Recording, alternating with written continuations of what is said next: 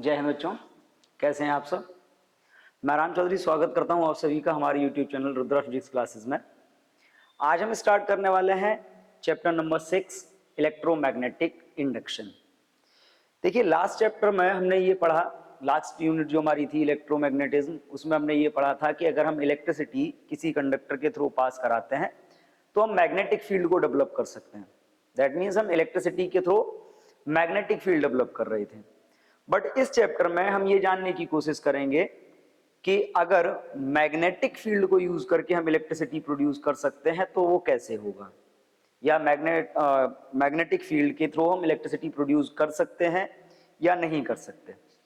ये हम इस चैप्टर में जानने की कोशिश करेंगे। स्टार्ट करते हैं। फर्स्ट टॉपिक है मैग्नेटिक फ्लक्स। देखिए वैसे तो हम मैग्नेटिक फ्लक्स को ऑलरेडी पढ़ चुके हैं, बट हम एक बार फिर से समझ लेते हैं कि मैग्नेटिक फ्लक्स क्या है। सपोज किसी स्पेस में यूनिफॉर्म मैग्नेटिक फील्ड है, यूनिफॉर्म मैग्नेटिक फील्ड है, दैट मीन्स हम इसको पैरेलल लाइन से रिप्रेजेंट कर सकते हैं। अब अगर हम इस यूनिफॉर्म मैग्नेटिक फील्ड में कोई भी कंडक्टर या कोई भी कॉइल रखते हैं, मान लीजिए हमने इस टाइप से इस यूनिफॉर्म मैग्नेटिक फील्ड में ये कंडक्टर रखा, इस कंडक्टर का जो एरिया है ए है, और जब इस कंडक्टर को हम इसमें रखेंगे, इसके परपेंडिकुलर रखेंगे, तो होगा क्या कि जो मैग्नेटिक फील्ड है वो फील्ड लाइन से रिप्रेजेंट होता है। तो इस सरफेस से या इस कंडक्टर से पास होने वाली जो फील्ड लाइंस का नंबर होगा that is called magnetic flux. Simply we can say the number of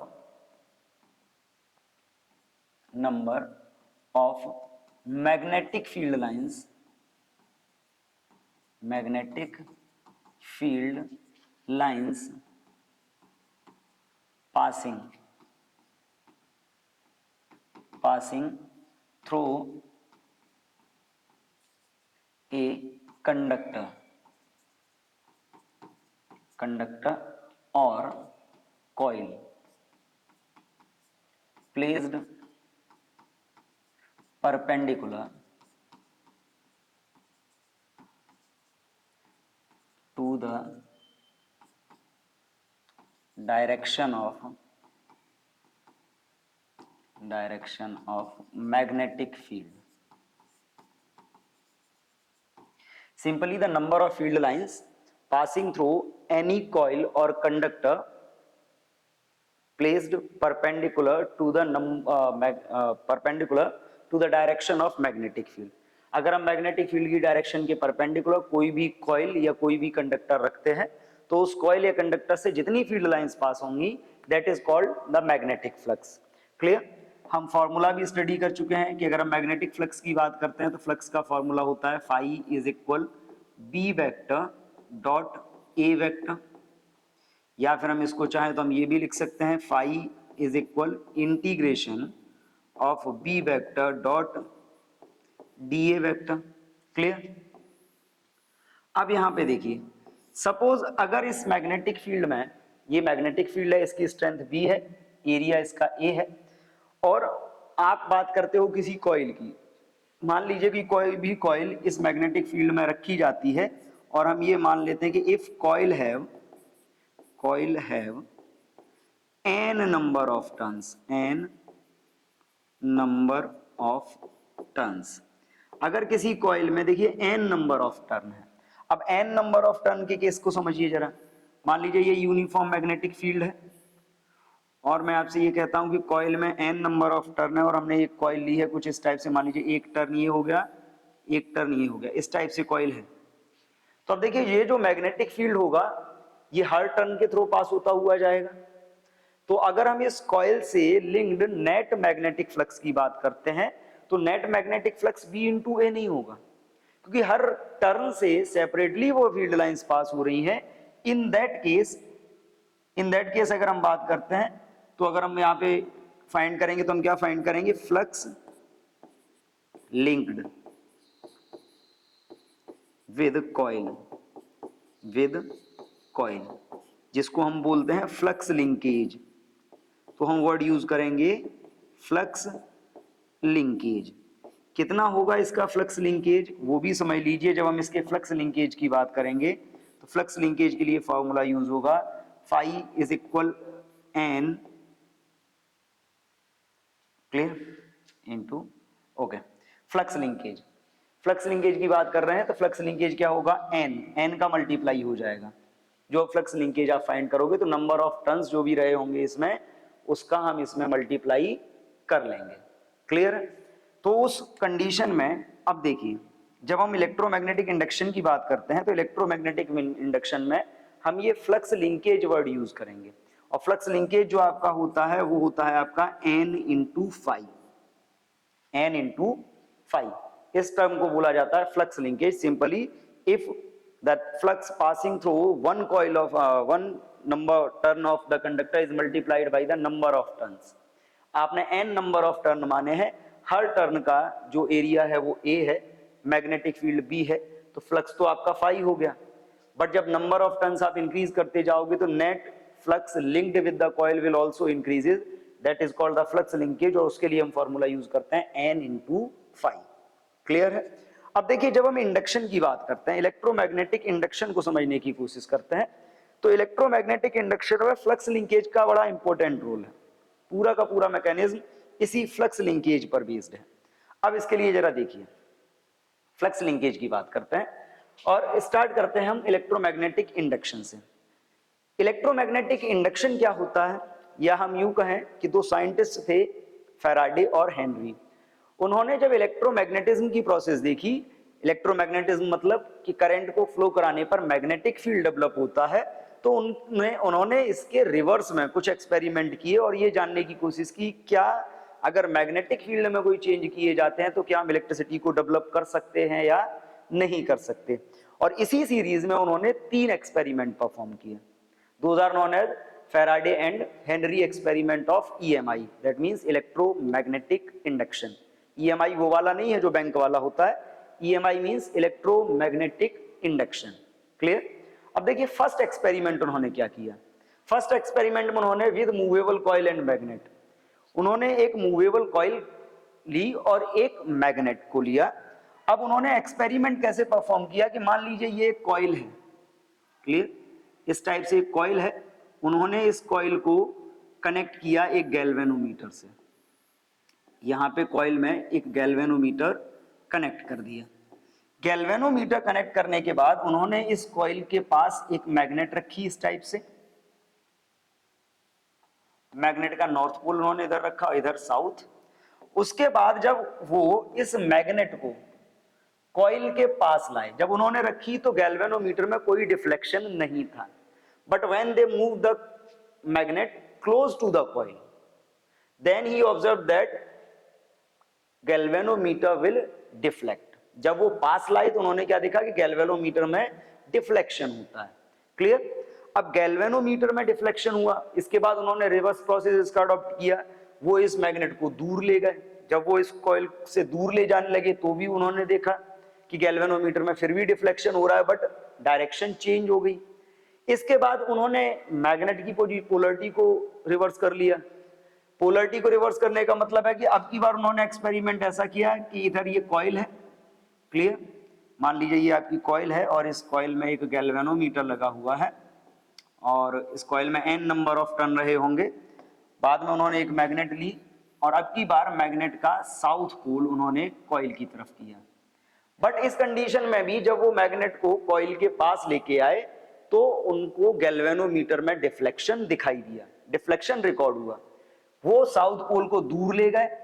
देखिए दोनों ही केसेस में, चाहे वो पास लाए हो चाहे वो इसको दूर ले गए हो, दोनों ही केसेस में उन्होंने क्या ऑब्जर्व किया कि गैल्वेनोमीटर जो है उसमें डिफ्लेक्शन नोट किया जा सकता है। दैट मींस जब आप पास लाते हैं मैग्नेट को किसी भी कॉइल के या उससे दूर ले जाते हैं, और अगर आपने उस कॉइल में गैल्वेनोमीटर लगा रखा है तो मैग्नेट का जब रिलेटिव मूवमेंट होगा with respect to the coil, then EMF or we can say current will induce in the coil. That's why the galvanometer got deflected. Simply कि जब कॉइल के रेस्पेक्ट में मूवमेंट होता है मैग्नेट का तो गैल्वेनोमीटर डिफ्लेक्ट हो जाता है, और गैल्वेनोमीटर के डिफ्लेक्ट होने का मतलब है कि उस सर्किट में या उस कॉइल में एक करंट या एक वोल्टेज प्रोड्यूस हुआ है। ये जो वोल्टेज प्रोड्यूस हुआ है इसी को ईएमएफ, इंड्यूस्ड ईएमएफ, या जो करंट प्रोड्यूस हो रहा है इसको इंड्यूस्ड करंट माना गया। बट एक एक्सपेरिमेंट के बेस पे फैराडे और हेनरी सेटिस्फाइड नहीं थे, तो उन्होंने एक्सपेरिमेंट के मोड को चेंज किया।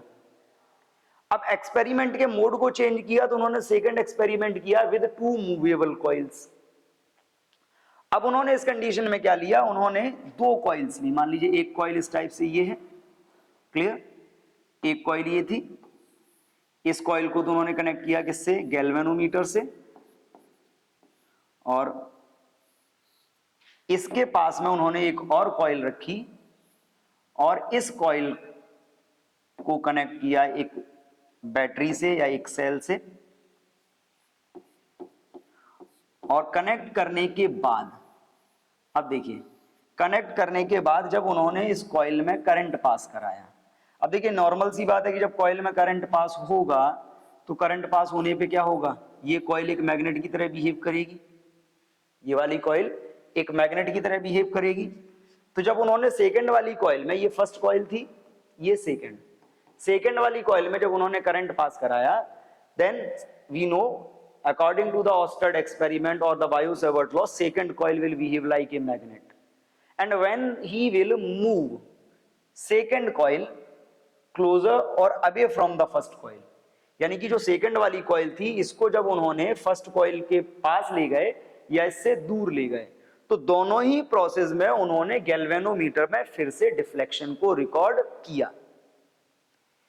यानी कि जब हम दो कॉइल्स को एक दूसरे के पास रखते हैं और एक कॉइल में हम केवल गैल्वेनोमीटर कनेक्ट करके छोड़ देते हैं, कोई भी करंट पास नहीं कराते, और सेकंड कॉइल में करंट पास कराने के बाद जब हम उस कॉइल को उसके पास ले जाते हैं या उससे दूर ले जाते हैं, तो दोनों ही कंडीशंस में, दोनों ही सिचुएशन में पहली वाली कॉइल में लगा गैल्वेनोमीटर डिफ्लेक्ट होता है।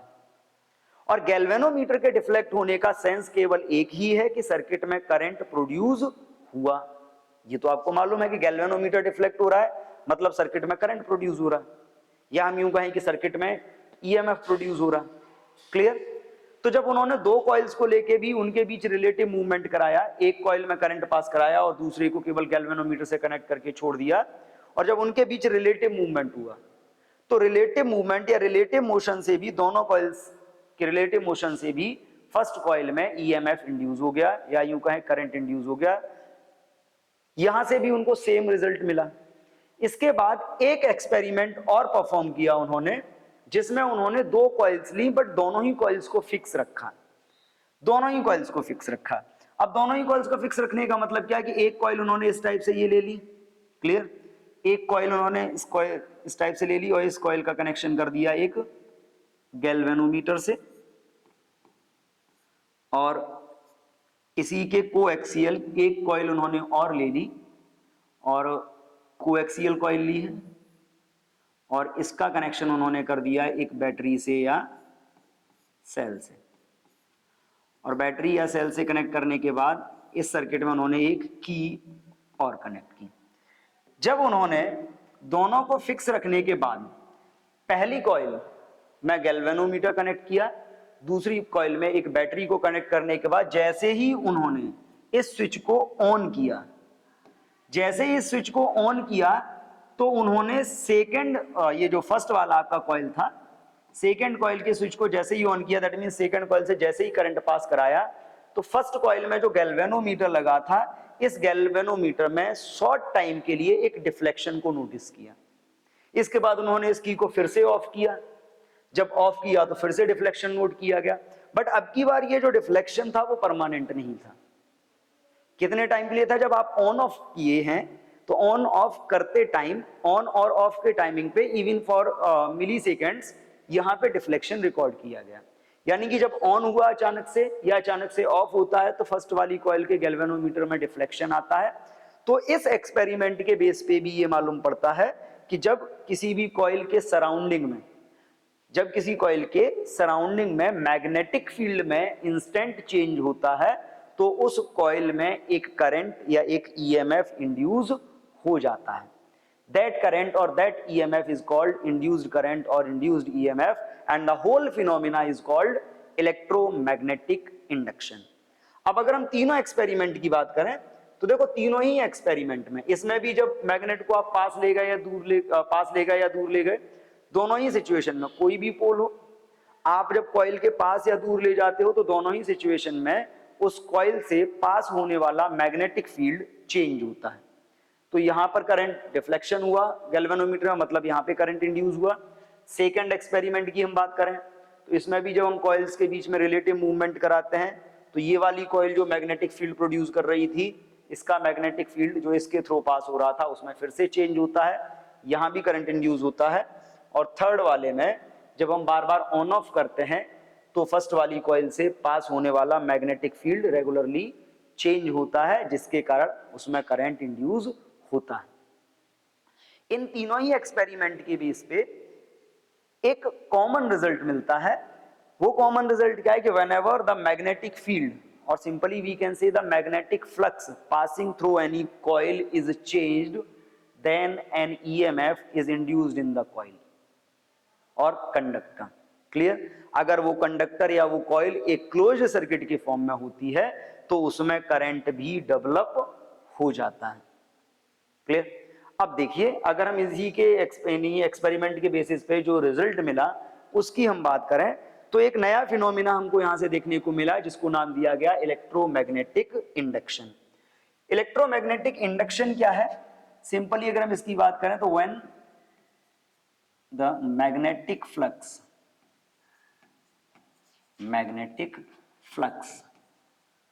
linking with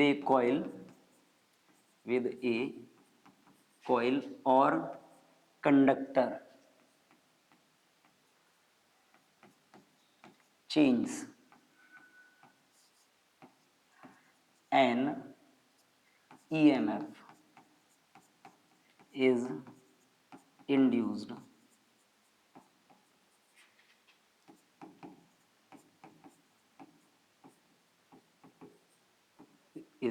in the coil.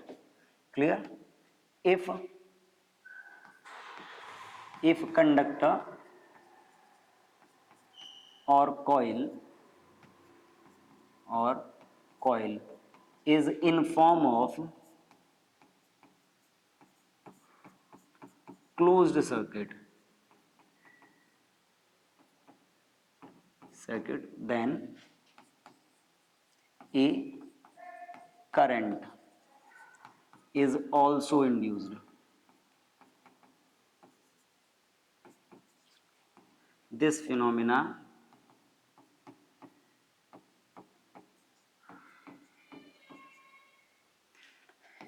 is known as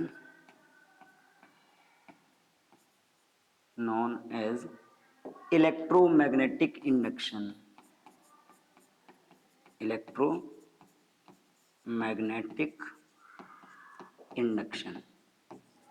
clear? तो अब समझ लीजिए क्या आउटकम निकला एक्सपेरिमेंट के बेसिस पे कि जब भी किसी कॉइल या किसी भी कंडक्टर से लिंक्ड जो फ्लक्स होता है, जिसको हम फ्लक्स लिंकेज बोलते हैं, उसमें अगर चेंजेस आते हैं तो उस कॉइल या उस कंडक्टर में एक ईएमएफ इंड्यूस हो जाता है। साथ ही साथ अगर वो कंडक्टर या वो कॉइल एक क्लोज्ड सर्किट के फॉर्म में है तो सर्किट में एक करंट भी इंड्यूस हो जाएगा। This phenomena is called electromagnetic induction. अब देखिए, इलेक्ट्रोमैग्नेटिक इंडक्शन को फैराडे और हेनरी ने अपने एक्सपेरिमेंट के बेसिस पे डिफाइन तो कर लिया। इसके बाद फैराडे ने इलेक्ट्रोमैग्नेटिक इंडक्शन के मैकेनिज्म को समझने के लिए दो लॉ भी दिए जिनको Faraday's law of electromagnetic induction कहा जाता है। क्लियर? अब देखिए, there are two laws of electromagnetic induction, और सिंपली अगर हम लॉज की बात करें तो लॉज के लिए जब आप बात करते हो Faraday's laws of electromagnetic induction, तो जो आपका फर्स्ट लॉ है, simply first law is the definition of electromagnetic induction and the second law is for the formula or for the magnitude of that. Clear? अब देखिए, बात हम करते हैं okay. अब देखिए, फर्स्ट लॉ की बात करते हैं। फर्स्ट लॉ क्या है?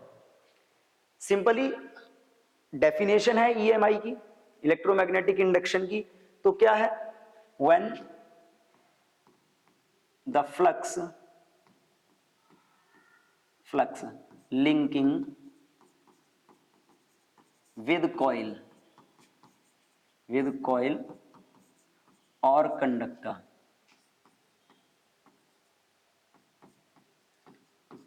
is changed and EMF or current is induced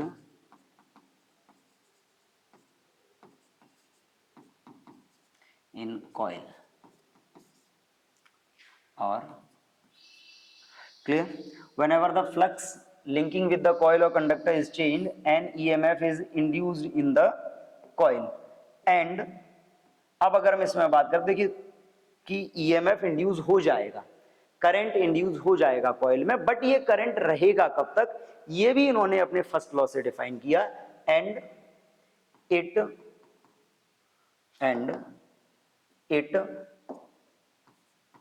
will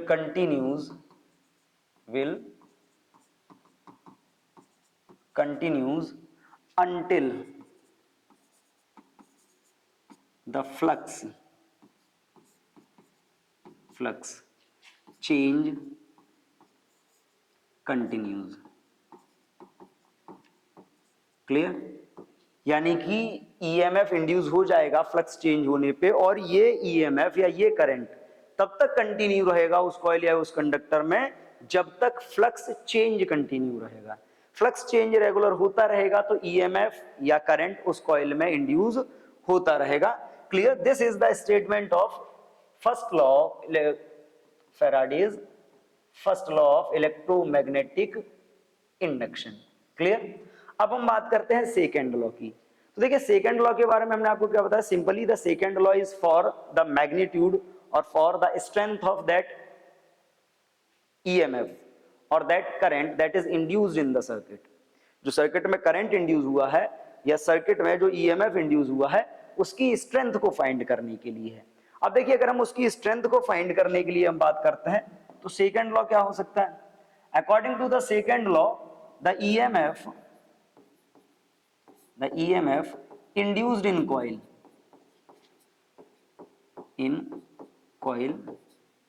is EMF induced in coil is equal to the rate of change in flux linkage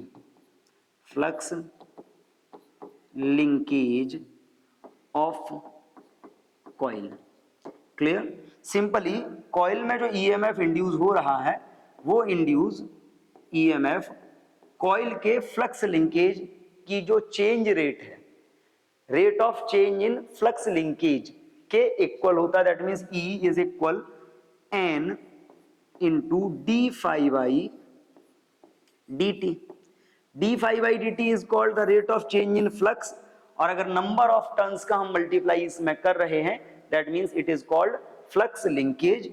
यहां पे हमें ये इंडिकेट करना जरूरी है कि ये जो आपका n है वेयर n क्या है, number of turns in coil, number of turns in coil. Clear? तो अब देखिए ये दो लॉ ड्राइव किए उन्होंने अपने एक्सपेरिमेंट के बेसिस पे. First law that is the definition of EMI, simply when the flux linking with the coil और conductor is changed and EMF और current is induced in the coil and it will last so long or it will continues till the change in flux continues.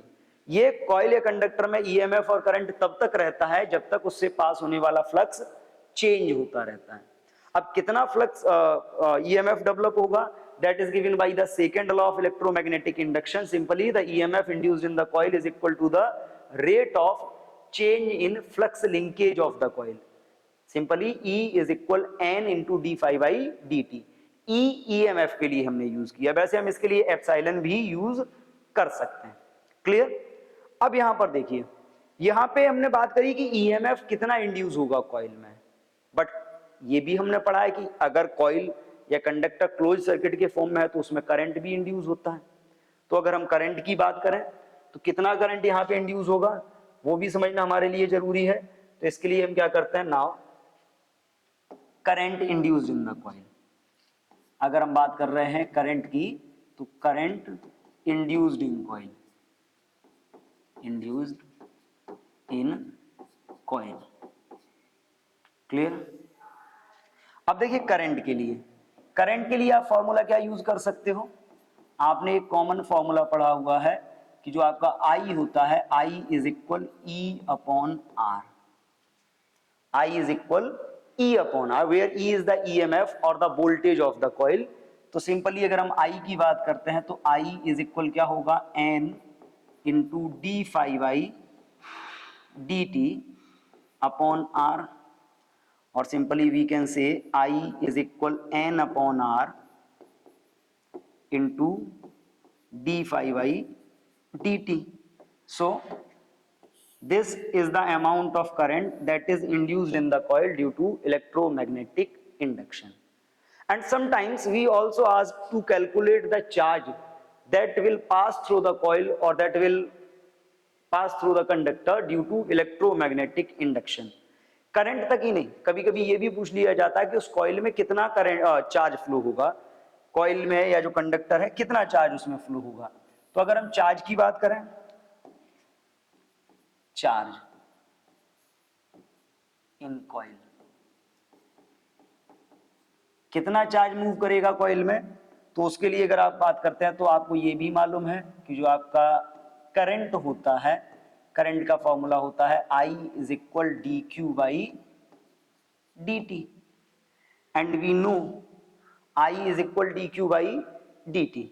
तो अगर हम यहां से I की value यहां पे प्लेस कर लेते हैं तो N upon R is into d five I d t is equal d q by d t. D t से d t cancel, then we can say d q is equal N upon R into d five. Clear. This is the amount of charge that will pass through the coil when EMF or the current is induced in the coil due to electromagnetic induction. Simply हमने EMF की value find करी according to the second law of electromagnetic induction. EMF का formula आता है N into d five आई d t. अगर हम यहाँ से इस EMF के यूनिट की बात करते हैं तो बेटा देखो EMF आपको मालूम है एक वोल्टेज ही होता है, इसलिए इसका यूनिट भी वोल्ट होगा। क्लियर। बात हम करते हैं करंट की कि करंट कितना इंड्यूस हुआ, तो करंट हो जाएगा N upon R into d five आई डी टी। कितना चार्ज मूव करेगा कॉइल में, तो उसके लिए d q is equal N upon R into d five. Clear. अब हम बात करते हैं कि जो EMF या जो करंट इसमें इंड्यूस होगा उसकी हम डायरेक्शन को कैसे डिफाइन करेंगे। तो अब देख लीजिए किसी भी कॉइल या कंडक्टर में इंड्यूस होने वाले EMF या करंट की डायरेक्शन को फाइंड करने के लिए हम एक लॉ यूज करते हैं, that law is called Lenz law. And Lenz law is perfectly define the concept of conservation of energy in electromagnetic induction. It will perfectly define. जैसे अभी हम बात करें कि मैग्नेट का हमने मूवमेंट आगे पीछे किया तो सर्किट में कॉइल या करंट जनरेट हो गया। अब करंट या EMF, सर्किट में EMF या करंट जनरेट हुआ।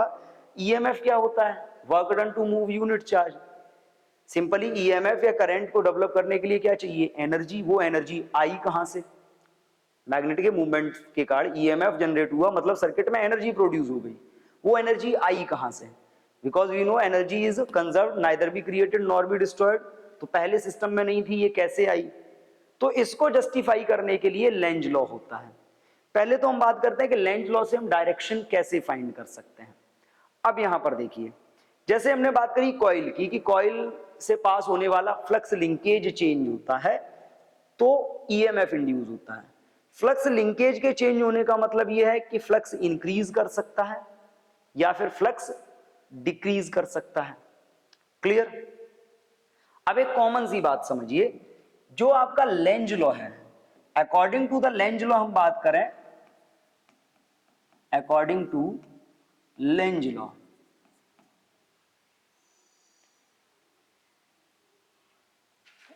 टी और होता है बेटा इसमें, ठीक है, according to length,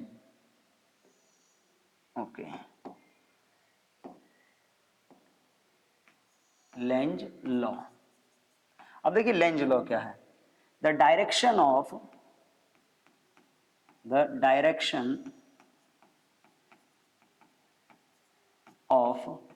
induced EMF or current is always so that it will oppose the cause that induces it.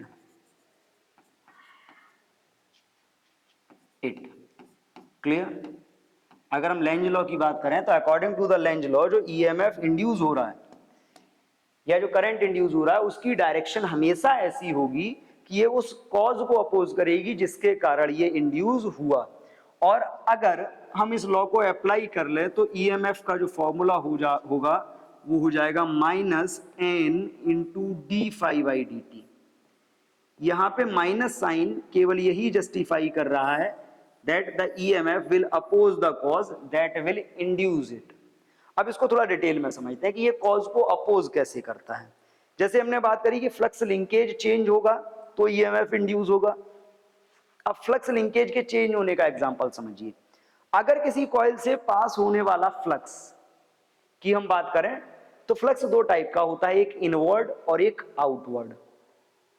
Simply जब भी ईएमएफ डेवलप हो रहा है due to the decrease in flux तो इंड्यूस्ड ईएमएफ उस फ्लक्स को increase करने की कोशिश करेगा। यानी कि अगर फ्लक्स के डिक्रीज होने के कारण ईएमएफ आया है तो ईएमएफ या जो करंट डेवलप होगा वो फ्लक्स को बढ़ाने की कोशिश करेगा।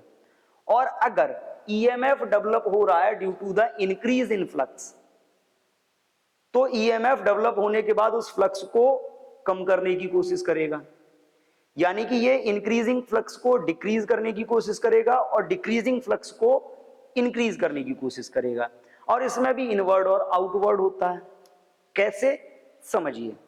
मान लीजिए आपके पास एक कॉइल है, ये एक कॉइल है, यहां पे ये, इसके सामने आपने एक मैग्नेट रखी हुई है, एक मैग्नेट है, एक मैग्नेट है आपके पास ये। अब इस मैग्नेट का देखिए, मान लीजिए इस मैग्नेट का ये वाला जो पोल है ये नॉर्थ पोल है, ये साउथ पोल है।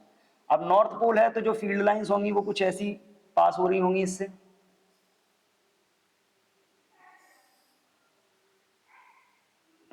ठीक है।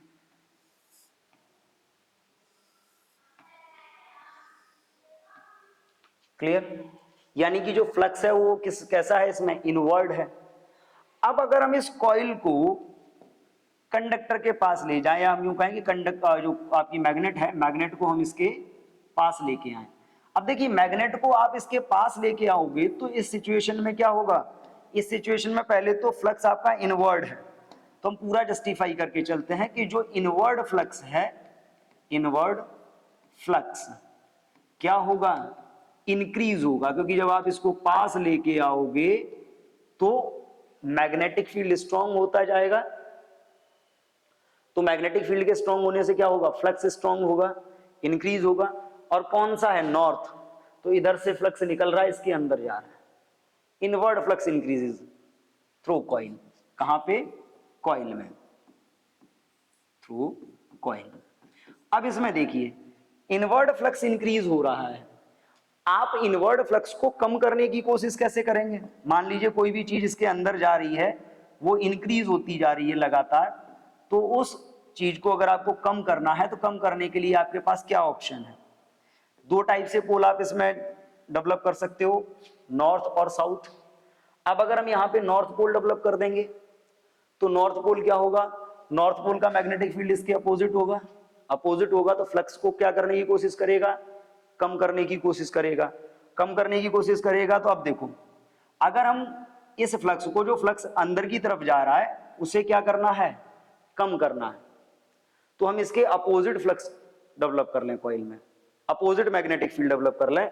अपोजिट मैग्नेटिक फील्ड डेवलप करने का मतलब है आप इसको पास लेके आ रहे हो, तो इसमें जो करंट डेवलप होगा उस करंट की डायरेक्शन कुछ ऐसी होगी कि वो इसको अपोज करेगा।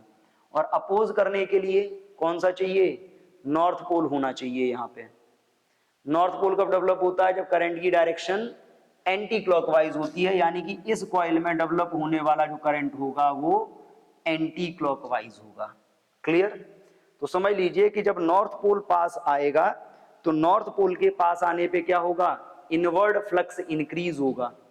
और इनवर्ड फ्लक्स इंक्रीज होने का मतलब है कि लेंज लॉ के अकॉर्डिंग जो ईएमएफ डेवलप हुआ होगा वो इस फ्लक्स को डिक्रीज करने की कोशिश करेगा। डिक्रीज करने के लिए अपोजिट डायरेक्शन में फ्लक्स चाहिए, तो उसके लिए कॉइल ऐसा करंट जनरेट करेगी जो इसको अपोज करे। दैट मींस एंटी क्लॉकवाइज यहां पे जनरेट होगा, एंटी क्लॉकवाइज। क्लियर? और एंटी क्लॉकवाइज का मतलब है इसमें कौन सा पोल बनेगा, नॉर्थ। अब सेकंड समझिए, मान लीजिए आपके पास एक कॉइल है, ये रखी हुई है, इसके पास एक मैग्नेट आपने ली, सामने एक मैग्नेट, और जब आप इस मैग्नेट की बात करते हो, सेम इस मैग्नेट में इधर की तरफ आपका नॉर्थ पोल है, इधर की तरफ आपका नॉर्थ कहाँ है, इधर ही है, और पीछे क्या है, साउथ। अभी इस कंडीशन में इसकी जो फ्लक्स लाइंस होंगी कैसी निकल रही होंगी, इसके अंदर जा रही होंगी इस टाइप से।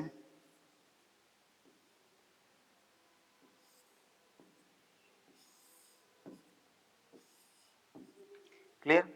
अब इस सिचुएशन में देखिए, इस सिचुएशन में क्या हो रहा है, अगर आप इसको पीछे ले जाएं, किधर ले जाएं, पीछे, तो जब आप इसको पीछे ले जाएंगे तो पीछे ले जाने पे क्या होगा, पीछे ले जाने की कंडीशन में जो आपका इनवर्ड फ्लक्स था, इनवर्ड फ्लक्स क्या हो रहा है, डिक्रीज हो रहा है, डिक्रीजेस थ्रू कॉइल। किसमें, कॉइल में जो इनवर्ड फ्लक्स था वो डिक्रीज हो रहा है। अब देखिए कॉइल में इनवर्ड फ्लक्स डिक्रीज हो रहा है, तो ये जो कॉइल होगी वो इस फ्लक्स को बढ़ाने की कोशिश करेगी, फ्लक्स को बढ़ाने की कोशिश करेगी, मतलब फ्लक्स अंदर की तरफ जा रहा था तो ऐसा ईएमएफ जनरेट होगा कि अंदर की ही तरफ फ्लक्स और हो जाए। तो इस सिचुएशन में यहां बनेगा आपका साउथ पोल। क्या बनेगा, साउथ पोल। और साउथ पोल बनने के लिए कैसा करंट चाहिए, क्लॉकवाइज। तो अब इसमें देखिए, इसमें जो जनरेट होगा करंट वो कैसा होगा, क्लॉकवाइज होगा, और यहां पे साउथ पोल बनेगा। अब अगर हम आगे बात करें कि ये तो नॉर्थ पोल जब हम मूवमेंट कराया, अगर हम साउथ पोल का मूवमेंट कराएं तो क्या होगा, मान लीजिए ये कॉइल है, एक कॉइल ये है और एक कॉइल ये है, या हम अलग अलग ले लेते हैं, एक कॉइल इधर, ठीक है, इनके पास मैग्नेट रखी हुई है, ये एक मैग्नेट है, इसके पास भी एक मैग्नेट है।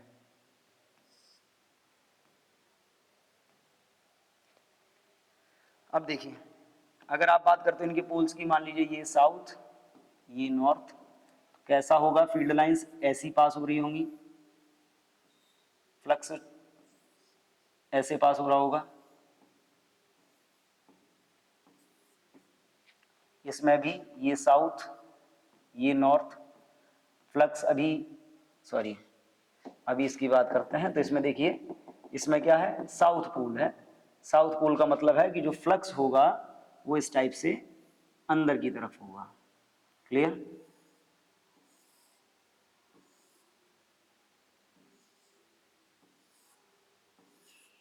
फ्लक्स किधर है, ऐसा है। इसमें भी अगर हम फ्लक्स की बात करें, साउथ नॉर्थ ऐसा होगा फ्लक्स।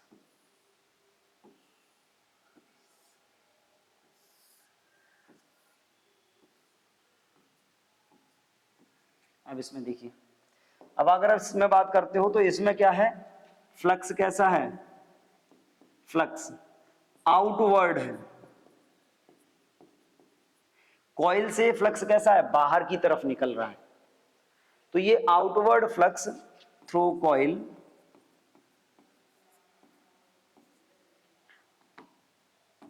Through coil.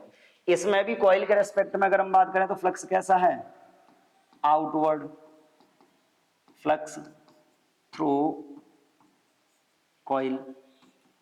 अब कंडीशन हम क्या करते हैं, हम ये मानते हैं कि ये हम इसके पास ले जा रहे हैं और इसको हम क्या कर रहे हैं, कॉइल से दूर ले जा रहे हैं। तो अब पास वाली कंडीशन में देखो, जब पास लेके आओगे तो क्या होगा, इंक्रीज होगा, यानी कि जो आउटवर्ड फ्लक्स था वो इंक्रीज हो रहा है।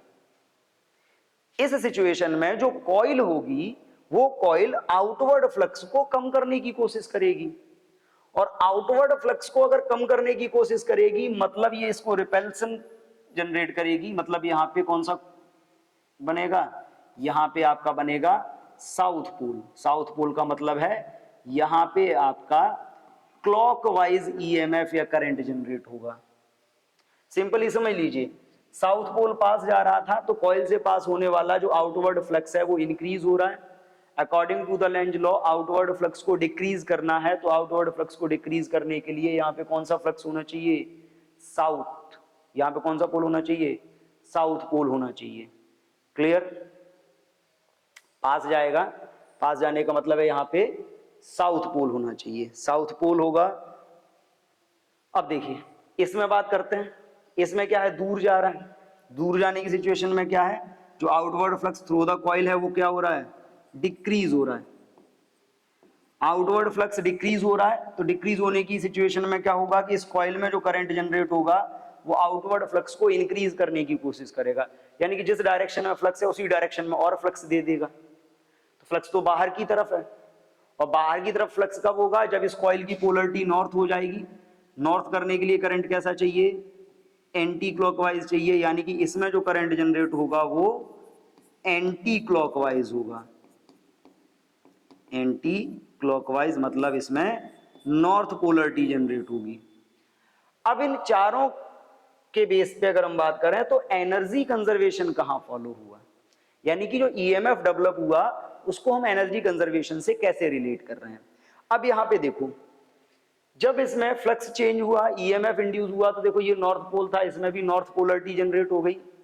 तो जब नॉर्थ नॉर्थ क्या करेंगे, एक दूसरे को रिपेल करेंगे, लेकिन आप कॉइल को क्या कर रहे हो, आगे लेके आ रहे हो, मैग्नेट को कॉइल के पास लेके आ रहे हो, कॉइल उसे रिपेल कर रही है, ये पास लाई जा रही है, कॉइल इसको रिपेल करने की कोशिश कर रही है, मतलब रिपल्सन के अगेंस्ट वर्क हुआ।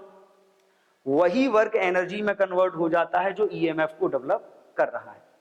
सेम इसमें आप देखो, इसमें साउथ पोलरिटी जनरेट हो गई। जब आप कॉइल को दूर ले गए तो दूर ले जाने पे, नॉर्थ पोल को दूर ले गए तो कॉइल में जो जनरेट हुई वो साउथ पोलरिटी आई। ये साउथ नॉर्थ को क्या करेगा, अट्रैक्ट करेगा। अब आप अट्रैक्शन के अपोजिट उसको खींच के ले जा रहे हो, तो अट्रैक्शन के अपोजिट खींच के ले जाने में भी कुछ ना कुछ वर्क होगा, वही वर्क एनर्जी में कन्वर्ट हो जाएगा सिस्टम में ईएमएफ के लिए। आप बात करते हैं इन दोनों केसेस में भी सेम। देखो यहाँ पे आप दूर ले जा रहे हो नॉर्थ से, इसमें नॉर्थ जनरेट हो गया, नॉर्थ इसको अपनी तरफ खींचेगा, बट आप मैग्नेट को कहां ले जा रहे हो, दूर। दूर ले जाने के लिए मतलब अगेंस्ट वर्क करोगे आप अट्रैक्शन के, और इसमें साउथ जनरेट हो गया, इधर भी साउथ था, रिपेल कर रहे हैं ये एक दूसरे को, आप फिर भी पास लेके आ रहे हो, तो इस सिचुएशन में रिपल्सन के अगेंस्ट वर्क होगा।